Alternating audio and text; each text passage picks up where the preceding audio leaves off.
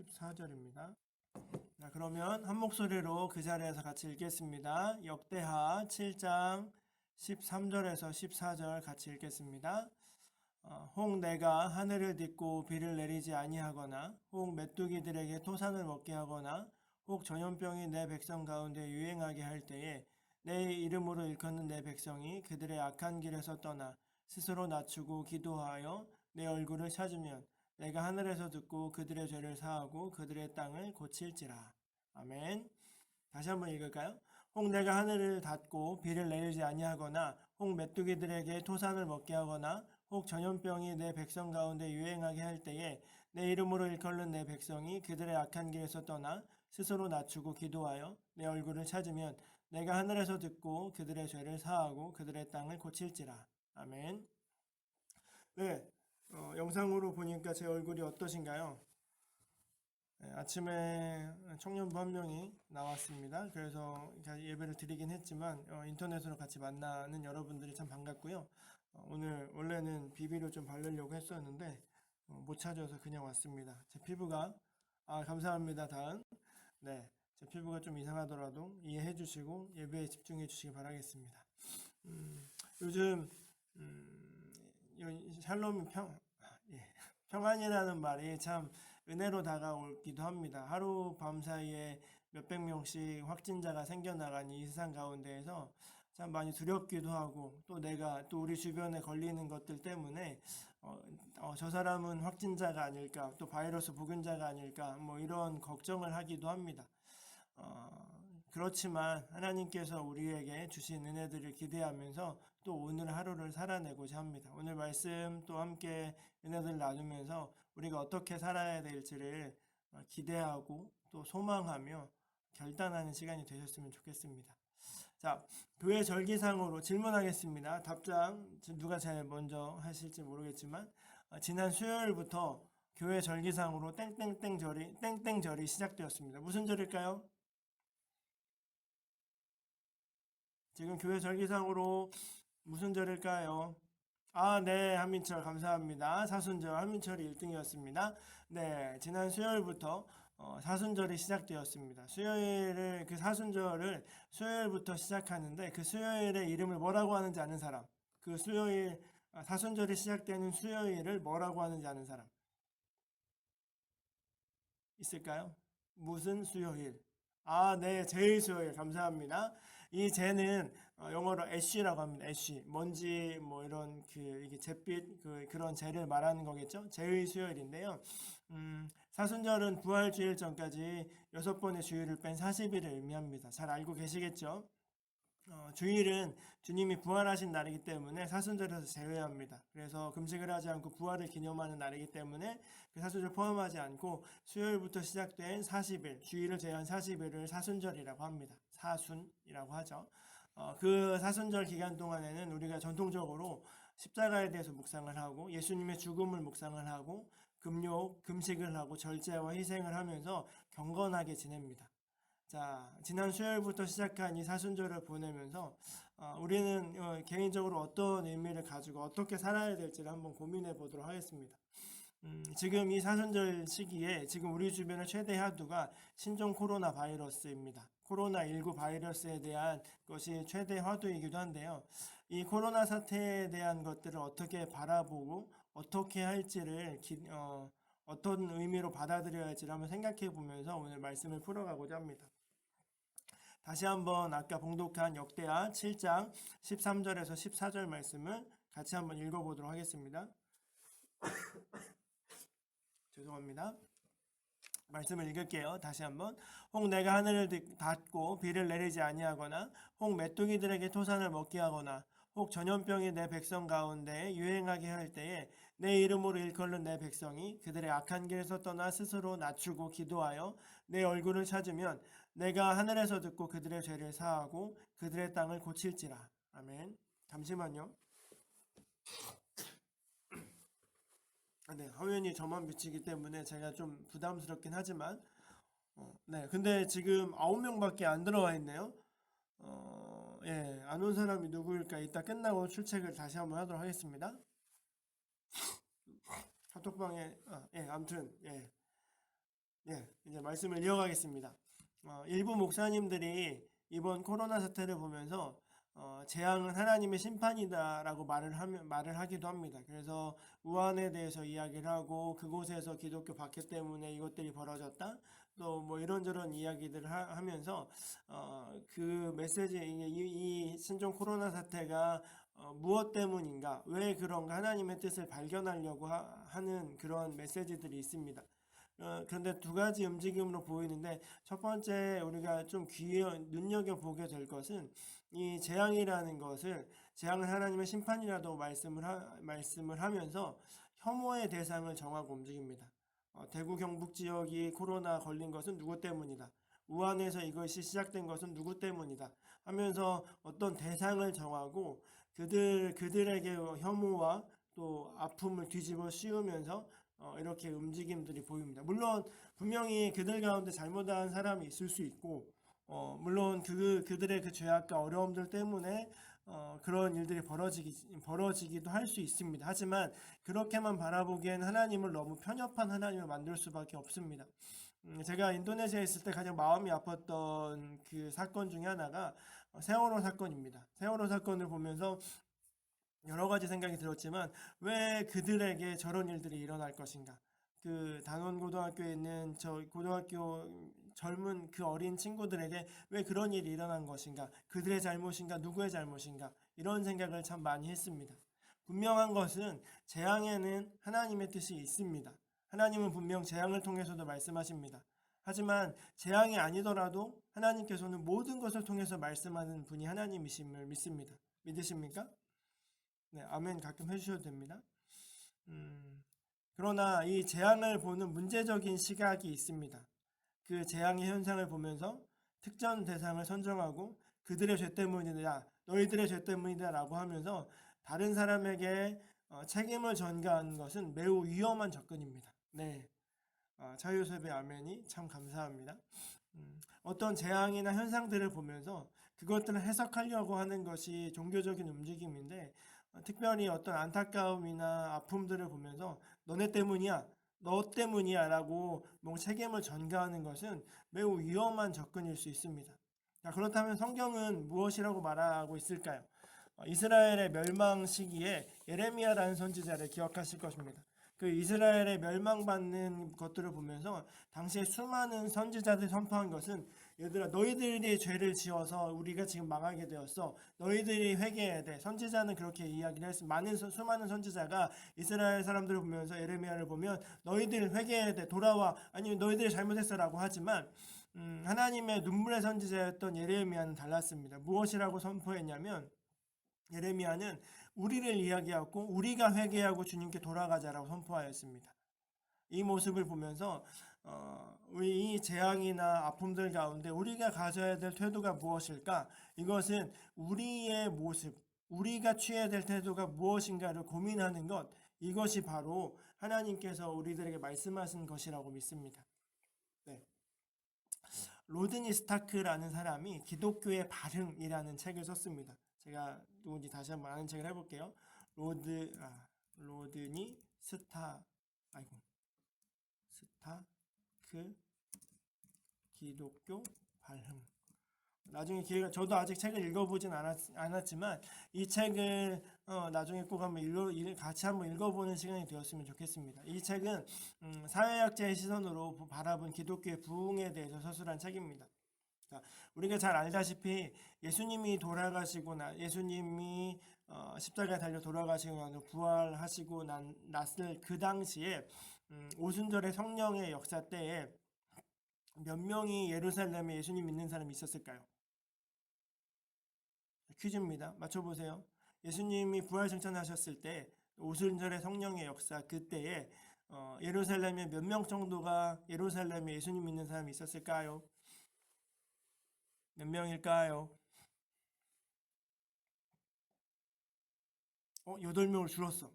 120명. 네, 맞습니다. 120문도가 다락방에 모였다라고 하죠. 물론 이제 다른 어떤 데에서 600, 500명이 모이기도 하고 이렇게 했지만 120명이라고 대충 생각해 볼 수 있습니다.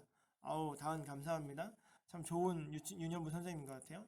네. 그런 120명의 예루살렘 공동체가 어떻게 몇 년을 걸쳐가면서 폭발적으로 성장했는가?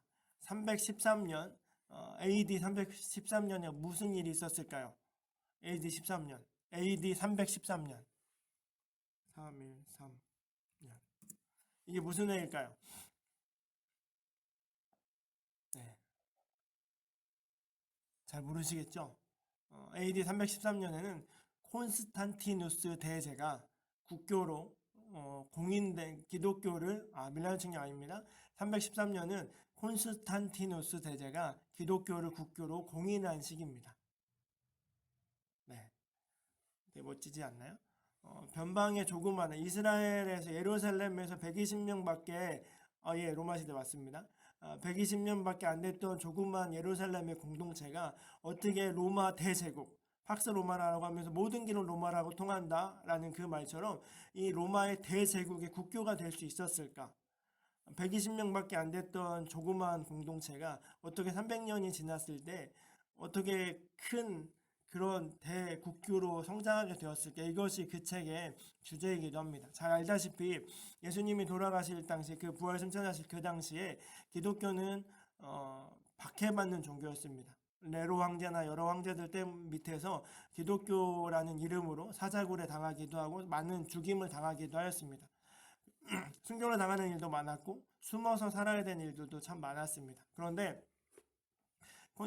콘스탄티누스 대제 때 무려 인구의 10% 정도, 로마 인구의 10% 정도면 500만에서 한 750만으로 추정된다고 합니다. 지금도 그 정도면 참 많은 인구인데 그 당시에 2000년 전에 그 정도 숫자라고 하면 굉장히 많은 숫자입니다. 지금이 뭐 70억 정도의 인구라고 하지만 그 당시로 가면 얼마나 됐을지 정확하게 추산해 볼 수 없지만 인구의 전체 인구의 10% 정도면 굉장히 많은 퍼센티지입니다.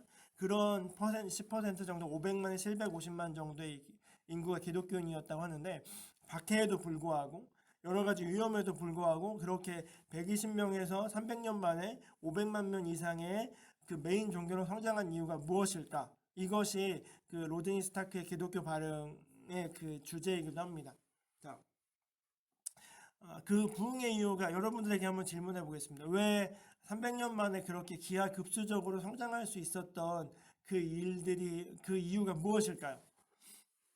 여러분들에게 질문합니다. 어떤 것일까요? 생각을 하고 있겠죠? 지금의 코로나19 사태와 유사한 사태가 그 당시에도 벌어졌다고 합니다. AD 165년경에 로마 16대 황제 마르쿠스 아울렐리우스 안토니우스 황제 좀 어렵죠? 로마의 그 16대 황제 때에 천연두 같은 역병이 돌았다고 합니다. 그래서 이것이 15년간 지속되어서 그 당시 인구의 500만 명 정도가 죽었다라고 합니다. 굉장히 큰 숫자죠. 그래서 상상을 초월할 정도의 그 인구였고 그런 피해였기 때문에 그 병을 그 뒤에 황제의 이름을 따서 안토니우스 역병이라고 불렀다고 합니다. 그런데 이 AD 165년 다음에 100년도 채 지나지 않아서 두 번째 역병이 돌았습니다. 두 번째 역병이 돌았을 때 한창 창궐할 때 로마에서만 5천 명이 사망했고 알렉산드리아 들어봤죠? 알렉산드리아는 도시 인구의 3분의 2가 사망할 정도로 강렬한 그 역병이 다시 한번 돌게 됩니다. 자, 그러니까 AD 265년 정도 되는 그 시기에 이런 역병의 상황에 대해서 종교는 무언가 대답해줘야 되는 의무가 있습니다. 전화가 왔는데 끊기게 미안합니다. 갑자기 전화가 왔네. 네. 다시 말할게요. 이런 어떤 사회적인 문제가 발생했을 때 종교계는 무언가 대답을 해줘야 되는 의무가 있습니다. 이것이 무엇 때문일까? 이것들을 대답해줘야 하는 것이 종교계의 의무이기도 합니다. 이 당시는 기독교의 박해 시기였습니다. 그래서 이 역병의 상황에 대해서 기독교 말고 다른 종교들, 그 당시에 로마 시대 뭐 조로아스터교나 뭐 다른 종교들이 참 마니교나 뭐 여러 가지 종교들이 참 많았을 텐데 그런 종교들이 이 역병들에 대해서 신의 진노 때문이다라고 말을 했습니다. 하나님의 진노, 그러니까 우리는 하나님이지만 그들이 말하는 신의 진노 때문이다.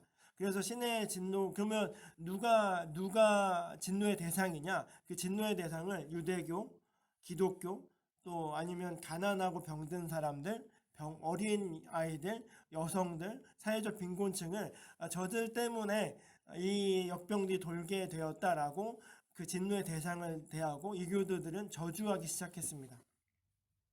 그거밖에 그 진노의 대상을 설명할 수가 없었습니다. 그거 외에는 이교도나 이교도 대세장들이 그 시대의 철학자들이 다른 설명을 하지 못했습니다. 그런데 그 시대를 살고 있는 동시대를 살고 있는 기독교인들은 다른 가치를 드러냈습니다. 그 당시 알렉산드리아의 감독이었던 디오니시우스의 편지가 발견되었는데 그 편지를 살펴보면 기독교 형제들이 위험한 그 전염병이 창궐한 이 상황에서 자기 목숨을 아끼지 아니하고 병든 자들을 돌보았다라고 기록을 합니다. 그 편지 한 문장을 인용해 본다면 다른 이들을 간호하고 치유하면서 많은 사람들이 그들의 죽음을 자신들에게 옮겨오고 그들을 대신해 죽었다. 이렇게 표현을 합니다. 다시 한번 읽어볼까요? 다른 이들을 간호하고 치유하면서 많은 사람들이 그들의 죽음을 자신들에게도 옮겨오고 그들을 대신하여 죽었다. 즉 이교도들과는 전혀 다른 방법으로 이 기독교인들은 행동을 한 것입니다. 다른 가치의 삶을 교회와 크리스찬들이 보여주었습니다. 이로 인해서 이교들 중에서 병에서 노인받은 사람이 발생하기 시작하였고 이것이 매우 중요한 초대교회의 자연적 부흥 형상으로 이루어졌다는 것입니다. 다시 말한다면 그 당시에 박해받고 어려움을 겪고 있었던 기독교인들은 그 아픔을 누구의 탓을 하지 않고 같이 가서 돌보고 치유하면서 그 아픔들을 같이 공유하였지만 메인 종교에 있었던 다른 종교의 사람들은 너희들 때문이야 라고 하면서 이렇게 정죄하기만 했다라는 것입니다. 환란의 시기 때에 위기의 상황에서 기독교는 다른 가치를 지녔고 하나님 나라를 바라보면서 초월적 가치를 지닌 사람들이 바로 우리 믿는 사람들이었다는 것이죠. 자, 로드니 스타크는 이것을 미덕 자체에 대한 보상이라고 표현하였습니다. 즉 선한 일에 대한 보상으로 박해와 어려움의 시기에서 부흥을 가져왔다는 것이죠. 자, 그러면 참 좋은 이야기죠. 그런데 이런 일들을 지내고 나서 점점 기독교의 세가 많아지고 이미지가 좋아지면서 폭발적인 부흥을 하면서 AD 313년에 콘스탄티누스 황제가 기독교를 국교로 공인하게 되었습니다. 자, 얼마나 좋은 일일까요? 박해와 어려움을 피해서 이렇게 다니고 있다가 국교로 공인되었다 하면 이제 맘 떵떵거리고 예수 믿는다는 자체, 크리스찬이 된다는 것 자체가 이제 영광의 표상이 되는 시기가 벌어졌습니다. 그 이후로 더 그 부흥이 일어나게 되었고 로마의 메인 종교가 되었습니다. 그 이후 기독교는 더 풍성해졌고 점점 권력과 힘을 가지게 되었습니다. 그런데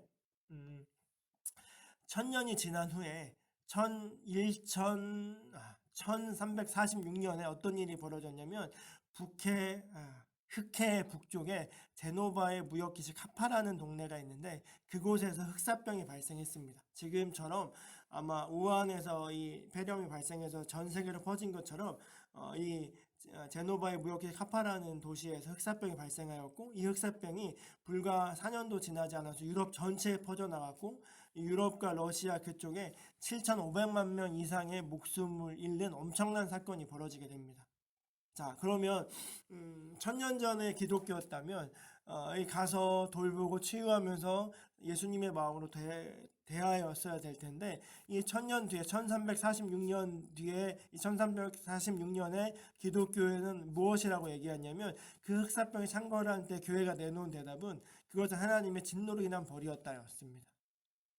더 심각한 것은 누구에 대한 심판이냐면 이교도들 때문이고 유대교들 때문이었다라고 이렇게 진노의 대상을 정했고 유대인, 이교도들, 동성애자들 등등의 세력들을 마녀로 몰고 흑사병의 원흉을 마녀로 몰게 되면서 우리가 흔히 알고 있는 이 마녀 사장이 그때부터 시작되었던 것입니다. 이교도들이 다른 종교를 가진 사람들이 해를 당하는 것이 어떻게 보면 참 마음이 안타깝기도 합니다. 요즘 신천지 식구들이 이제 많이 드러나는 것들을 보면서 참 어떻게 보면 감사하기도 하지만 그들의 입장에서 보면 참 많이 안타깝다. 어떻게 하다 저 미혹이 되고 저 사람들 앞으로 어떻게 살아갈까 걱정이 되기도 하지만 그것이 정제가 돼서 아픔으로 이어질 수밖에 없는 이 상황이 좀 안타깝기도 하지만 그것이 다른 사람을 좀 논지가 좀 어긋날 수도 있겠지만 그것 때문에 그 사람을 박해하고 또 어려움을 겪게 된다면 그것도 또한 또 다른 정죄이고 하나님께서 아파하시는 것이지 않을까라는 생각도 다시 해봅니다. 이 신천지에 대한 시각은 다시 한번 나중에 시간이 되면 여러분들과 함께 같이 나누었으면 좋겠습니다. 아무튼지 간에 이 초대교회 앞에서 로마에서 발생했던 당시 이교도들이 취했던 그 방법, 너희들 때문이야, 이 기독교인은 너네들 때문에 지금 이곳에 역병이 도는 거야 라고 했던 것처럼 천년이 지나서 이 기독교인들은 그 모습 그대로를 보여주기 시작했던 것입니다. 아름다웠던 희생정신을 보인 것과 달리 정반대로 너희들 때문이라고 정죄하고 어려움을 뒤집어 씌우는 그런 일들이 벌어졌습니다. 자, 그 뒤에 벌어졌던 일이 무엇인지 아시죠? 1300년대를 지나서 중세시대를 지내고 종교가 더 극도로 타락하게 되고 하면서 구교는 그 당시 캐톨릭은 망할 수밖에 없었고 거기서 이제 종교개혁이 일어나는 발현점이 되기도 합니다. 자, 이제 말씀을 다시 이제 오늘로 돌아오면서 코로나19 사태를 보면서 우리가 취해야 될 것이 무엇인가를 다시 한번 바라봅니다. 자, 우리가 이 사태를 보면서 어떤 마음을 지내야 될까? 특별히 사순절 절기가 시작되었습니다. 사순절은 예수님을 더 많이 묵상하는 것입니다. 저 뒤에 십자가, 작은 십자가가 보이시죠? 저 십자가를 묵상하고 예수님이 가신 길, 예수님이 하신 말씀, 예수님이 전해주셨던 그것들을 기억하면서 우리가 어떻게 이곳에서 살아내야 될 것인가 고민하는 시기입니다. 자, 그러면 여러분에게 한번 질문 드리겠습니다. 코로나19 사태, 이 상황을 보면서 예수님은 어떻게 하셨을까요? 예수님이 만약에 지금 이 대한민국에 오셨다면 어떻게 하셨을까요? 참 어려운 질문이기도 합니다. 이것이 우리들이 가야 할 길입니다. 자, 그 길에 앞서서 우리가 행해야 될 것이 무엇인가를 생각해 본다면 당연히 우리라는 입장을 가져야 됩니다. 너희들이 잘못해서 너희들 때문이야가 아니라 나 때문에 이 일이 벌어졌다라는 우리를 회복해야 합니다. 우리의 잘못을 회개하고 복음의 처음으로 돌아가서 잘못된 것들을 회개하고 돌아서는 것, 이것이 우리가 가져야 될 태도라는 것입니다. 아까 말했던 디오니시우스라는 감독이 그 사태를 보면서 이는 고난의 때가 전혀 아니라 상상할 수 없는 기쁨의 때일지도 모릅니다. 이렇게 말을 하였습니다. 좀 어려운 이야기지만 우리가 하나님 앞에서 회개하고 하나님 앞에 돌아오는 순간 다시 새로운 역사가 시작되고 다시 회복의 역사가 시작될 것임을 믿습니다. 아멘. 우리가 하나님 앞에서 회개하고 하나님 앞에 돌아오는 그 순간 새로운 역사가, 새로운 회복의 역사가 쓰여지게 될 것을 믿습니다. 여러분들 우리 함께 그 길을 가게 되기를 바랍니다. 다시 한번 오늘 말씀으로 찾아가 볼래요? 역대하 7장 14절의 말씀을 보면 내 이름으로 일컫는 내 백성이라고 표현합니다. 내 이름을 일컫는 내 백성. 하나님의 관심은 다른 이 세상 모든 사람들에게도 있지만 역대의 말씀을 통해서 보면 내 백성, 하나님의 백성들에게 관심이 있습니다. 하나님의 백성들이 그들의 악한 길에서 떠나서 스스로를 낮춘다면 우리 믿는 사람들이 먼저 하나님께서 우리들에게 원하시는 것은 믿는 사람들이 먼저 우리가 가고 있는 그 길에서 악한 길이라면 그 길을 떠나기를 원하신다는 것입니다. 여러분들은 제대로 가고 계십니까? 저 또한 여러분 우리에게 말씀해 주신 것은 악한 길을 떠나라는 것입니다. 먼저 하나님의 백성이 돌이켜서 그 길을 떠나고 스스로 낮추어 기도한다면 내 이름을 일컫는 내 백성이 그들의 악한 길에서 떠나 스스로를 낮추고 기도하여 내 얼굴을 찾으면 이라고 하나님께 이 역대하는 말씀하면 그러면 내가 하늘에서 듣고 그들의 죄를 사하며 그들의 땅을 고칠지라라고 말씀하십니다. 자, 이 말씀이 오늘 우리에게 주는 의미가 무엇일까요? 너희들 때문이야, 우한 때문이야, 중국인 때문이야, 누구 때문이야가 아니라 하나님 앞에서 이 모습들을 보면서 나의 욕심과 나의 잘못들을 회개하고 그 악한 길에서 떠나 스스로 낮추고 하나님 그 기도하면서 하나님의 얼굴을 찾으면 하나님께서 그것을 듣고 그 죄를 사하시며 이 땅을 고쳐주실 거라는 것입니다. 자, 오늘 주보가 이렇게 나갔는데요. 보이시나요? 이게 반대로 있구나. 주여 이 땅을 고치소서. 이것이 오늘 제목이기도 합니다. 오늘 주일 예배의 말씀의 제목이 그들의 땅을 고칠지라라는 것이 오늘 말씀의 제목이기도 하였습니다. 하나님께서 이 땅을 고치실 것입니다. 그런데 우리 믿는 자들에게 요청하는 것이 있습니다. 누구의 탓하기 이전에 하나님 앞에서 우리의 죄됨을 고백하는 것입니다. 온전치 못했던 부분을 회개하고 이 땅에 누군가에게 죄를 전가하고 잘못하는 것들, 물론 그들의 잘못도 있을 수 있지만 우리의 잘못도 있음을 고백하고 하나님 앞에 애쉬, 죄를 뿌리며 회개하는 모습으로 나아가야 되는 것입니다. 자, 왜 죄의 수혈이냐면 우리의 너는 회개니 회개로 돌아가라는 그 말씀처럼 우리의 존재됨을 고백하고 또 죄를 뿌리면서 회개로 나아가는 의미이기 때문에 죄의 수혈로 사순절이 시작되기도 합니다. 자, 언젠가는 신종 코로나19에 대한 바이러스에 대한 백신이 개발될 것입니다. 또 언젠가는 이 사태가 지나갈 것입니다. 곧 지나갈 때가 올 것입니다. 그러나 또 다른 변형된 모습으로 또 다른 바이러스가 찾아올 것입니다. 얼마 전에 메르스가 있었고 얼마 전에 사스가 있었던 것처럼 또 다른 모습으로 이런 아픔들이 찾아올 것입니다. 아픔이 찾아올 때마다 우리는 무엇을 해야 되겠습니까? 지금부터 진짜로 준비된 크리스찬, 정말 하나님 앞에 올바로 서는 이 갈릴리 교회 청년부가 되기를 바랍니다. 자, 말씀을 마무리하면서 여러분에게 요청하고 싶습니다. 이번 한 주간을 보내면서 이제 외출도 별로 안 하겠죠. 공부를 도서관을 찾아가면서 공부를 하셨던 분들은 도서관도 폐쇄가 되었기 때문에 아마 집에서 공부를 할 것입니다. 그리고 누군가를 만나고 하는 것들이 참 어려운 시기입니다. 집에서만 있어야 되는, 집이 가장 안전한 곳이라고들 하죠. 그러면 이 시기를 보내면서 무엇을 하시겠습니까? 자신을 돌아보는 시간이 되었으면 좋겠습니다. 회개하고 금식하며 기도해야 했으면 좋겠습니다. 교만하고 자기 의로움에 빠졌던 것들, 난 이 정도 하잖아 라는 그런 의로움에 빠졌던 것들을 회개하십시오. 주님의 그 겸비와 비우심을 배우고 자기를 부인하는 길로 들어서게 되기를 바랍니다. 또한 내가 가진 것들로 인해서 이웃을 배려하지 않고 내가 누렸던 것들을 크리스찬의 이름으로 회개하게 되기를 바랍니다. 또한 음란한 영상물, 또 그런 쓸데없는 잡동사니 영상들로 인해서 내가 혼탁해지고 또 그것이 이 세상에 지내고 있는 것들을 우리의 이름으로 회개하였으면 좋겠습니다. 여러분 혼자의 몸도 되지만 대한민국 사람이고 이 지구를 살아가는 사람들입니다. 그러면 우리가 어떤 모습이 되어야 될까?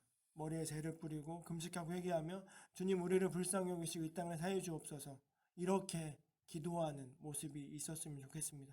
안타까운 모습들을 보면서, 죄악된 모습을 보면서 한탄만 할 것이 아니라 그 모습이 바로 나의 모습이다. 저 죄악된 모습이 바로 내 안에도 그 모습들이 있고 우리의 죄 때문임을 고백하는 것, 그것 때문에 그리고 주님 앞에 회개로 나아가는 것이 오늘 우리에게 하시는 하나님의 말씀임을 고백합니다.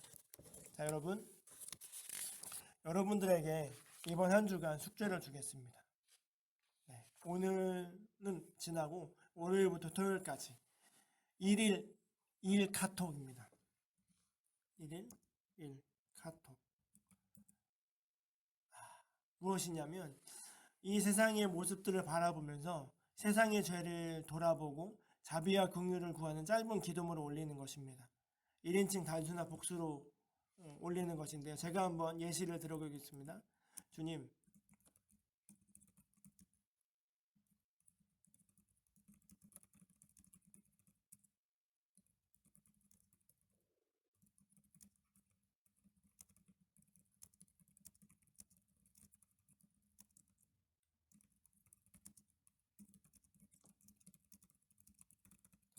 네, 이런 식으로 하는 것입니다. 세상에 있는 죄악된 모습들을 보면서 자신의 죄를 한번 바라보는 것입니다.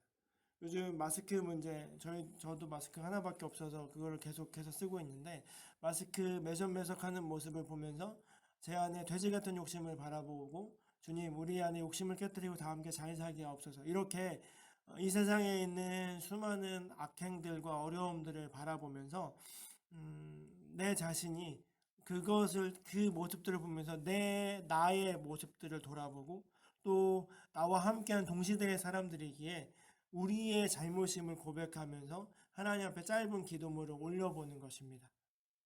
그렇게 하루에 한 개씩 카톡방에 한번 올려보시죠. 그리고 다른 사람들은 그 기도문에 아멘으로 댓글을 달아주셨으면 좋겠습니다.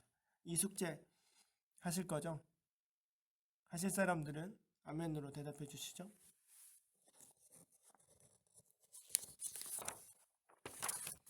아무도 안 달면 안 되는데? 자, 이 숙제 하실 거예요? 안 하실 거예요? 예, 임생생 감사합니다.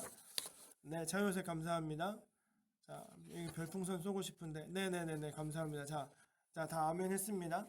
자, 여러분들, 이렇게 이번 한 주간 동안 자신을 돌아보고, 우리의 죄, 나 자신의 죄악됨을 돌아보고, 세상의 죄를 바라보면서 우리의 죄를 고백하고 주님 앞에 나아갔으면 좋겠습니다. 기도하겠습니다. 하나님 앞에 겸비함과 겸손함으로 주님 앞에 나아갑니다. 이 땅을 고쳐주시고 이 땅을 회복시켜 주시옵소서. 참 많이 어려움과 두려움 가운데 지금 지내고 있습니다. 하나님, 주의 은혜를 베풀어 주시고 이 땅을 속히 회복시켜 주시옵소서. 누구의 잘못이 아니라 누구 때문이 아니라 우리의 잘못 죄됨과 죄악됨을 회개하며 우리 안에 음란함들, 우리 안에 욕심들, 우리 안에 우상들을 깨뜨려 주시고 그것이 주님 앞에 아뢰이고 고백되었을 때 주님 우리의 죄를 사하시며 이 땅을 고치신다고 말씀하셨사오니 하나님 주님 앞에 겸손하게 겸비하게 나아가는 저희들의 간구와 기도를 들으시고 인도하셔서 이 땅을 고쳐 주시옵소서. 신종 코로나 바이러스로 두려움에 떨고 있는 자들 위로하여 주시고 그 아픔 가운데 있는 자들, 그 발병하여서 병환 중에 있는 자들을 치유하여 주시고 또 그것 방역과 여러 가지 애쓰고 힘쓰는 관계자들에게 은혜를 더하여 주시고 또한 이 일로 인하여서 거짓과 술수로 가득하였던 신천지가 이 세상 가운데 드러나고 있음을 바라보면서 하나님 미혹된 영들이 주님께 돌아오게 하시고 거짓된 것들이 주님 앞에서 온전히 드러나는 놀라운 역사가 이루어질 수 있도록 인도하여 주시옵소서. 감사드리며 예수님의 이름으로 기도합니다. 아멘. 잠깐 다시 한번 기도하겠습니다. 하나님 우리의 모습과 우리의 소유와 우리의 시간 모든 것들이 주님의 것임을 고백하며 주님 앞에 나아갑니다. 드려진 예물들, 드릴 예물들을 축복하여 주시고 우리들의 갖고 있는 시간, 모험, 장소, 사명, 달란트 모든 것들이 주님께 바쳐지며 하나님의 영광과 하나님의 일들을 위해서 사용될 수 있도록 인도하여 주시옵소서. 이제는 우리 구주 예수 그리스도의 은혜와 하나님의 크신 사랑과 성령님의 충만한 능력과 역사하심이 각자의 자리에서 예배하고 또 크리스천으로 살아가기를 소망하며 결단하는 우리 모두 위에 또 이 세상에 아픔을 당하고 있는 자들 위에도 하나님의 그 은혜와 성삼위일체의 그 은혜가 이제부터 영원토록 함께 있기를 간절히 축원하옵나이다.